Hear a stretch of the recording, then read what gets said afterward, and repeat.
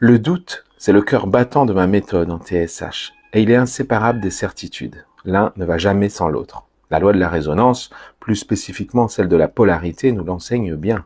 L'objectif de la TSH, c'est de faire basculer les certitudes en doute et vice-versa.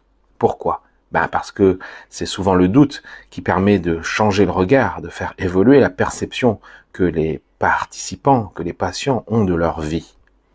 Souvent, ils s'accrochent à leur certitude sur leur situation, leur relation, en s'enfermant dans une histoire qu'ils se racontent. Ils construisent un personnage fictif à partir de ces croyances figées.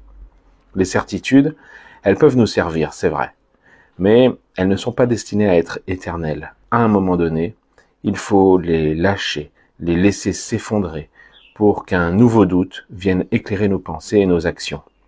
C'est exactement pour ça que la TSH évolue sans cesse. Mes formations, elles, ne se répètent jamais d'une année à l'autre. Elles changent, tout comme vous devez permettre au doute de continuer à bousculer ce que vous pensez.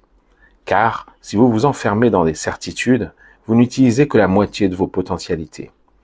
Et c'est pareil si vous n'êtes que dans le doute. La clé, c'est d'intégrer pleinement ces deux polarités, ces deux faces opposées mais complémentaires. Et méfie-toi de ceux qui viennent avec des vérités toutes faites, prétendant détenir la solution ultime. Ils te bloquent autant que ceux qui sont constamment dans l'incertitude. L'harmonie, c'est un équilibre entre ces deux forces, toujours.